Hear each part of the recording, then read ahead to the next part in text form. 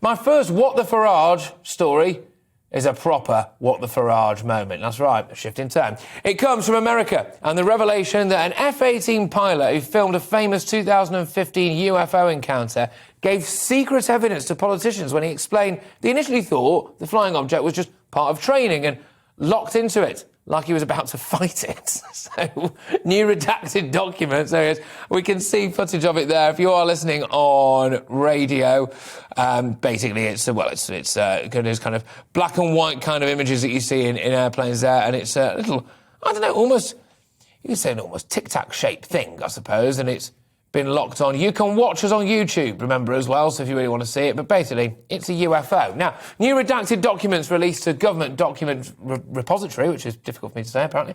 The Black Vault reveal that the pilot who encountered an unexplained aerial phenomena off the coast near Jacksonville, Florida, known as the Gimbal sighting, briefed Senate staffers in 2019 on the event. So it said, towards the end of one of the night flights, an unknown person was conducting during the sea period. He and his pilot detected an air contact coming from the east and heading towards the ship. Initially thinking it may be a simulated advisory aircraft as well as part of the COMTUX scenario, whatever that means, he took a look at the looked to investigate it further. The footage shows a strange wingless, tailless object on the aeroplane's video cameras. God, maybe they really are here. Maybe they are amongst us. I don't know. What do you think about all of this stuff? These things keep happening. There's the USS Nimitz, which is it's a big boat, and people kept seeing UFOs off that. It's like hundreds and hundreds and hundreds of times. I've actually interviewed the master-at-arms of the USS Nimitz. It seems like he's got his head screwed onto me. I'd be very, very surprised if all of this was some kind of big myth. But anyway, there we go. Another What the Farage. Prince Harry would have been safer coming to Britain for his grandfather's memorial service than going to Holland for the Invictus Games in a fortnight. That is according to the senior police officer who protected him and his mother. Now, they say that the Duke of Sussex has made the decision to cross the Atlantic for The Hague shortly after refusing to be with his British family at Westminster Abbey 10 days ago. So he'll be in the Netherlands for the international sports competition for injured or sick military personnel and veterans from across the globe, which takes place from April the 16th to the 22nd. Of course, elsewhere, his darling wife, Meghan, has attempted to trademark the word archetypes. You know that word that no one uses apart from her pretty much in the title of her first podcast series for the streaming giant Spotify? The word that has been around for hundreds and hundreds of years. I mean, she really does just see something and want it, doesn't she? I think, although to be fair, she did get that with Harry. But no, I want to know what you think about this as well with Harry. I'm less bothered about Meghan trademarking the word archetypes. I just think that's part of the course with her, isn't it? But with Prince Harry, I was very, very, very angry about that. I was very angry that he didn't come back for Prince Philip's memorial service. I was very angry, of course, that, he left the Queen there yet again, didn't he? Sitting there without her grandson. And I just thought it was an absolutely massive slap in the face, not just to our royal family, but to us as a nation, actually.